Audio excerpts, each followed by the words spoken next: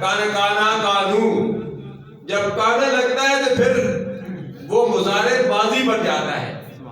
پھر ماضی کی بھی اقسام ہے، اور یہ جب کانا لگتا ہے تو ماضی مطلق نہیں بلکہ یہ ماضی استمراری بن جاتا ہے، یعنی ماضی استمراری کے معنی دیتا ہے. جیسے قبر میں جو سوال ہوتا ہے اس میں کانا لفظ استعمال کیا گیا، ما کنتا تقولو، تو چونکہ تقولو مخاطب ہے، مضارع کا صیغہ مخاطب ہے، یہاں بھی کنتا مخاطب لگایا گیا، ما کنتا تقولو فی حق ھذا الرجل او کما قال، تو اس ہستی کے بارے میں کیا کہا کرتا تھا.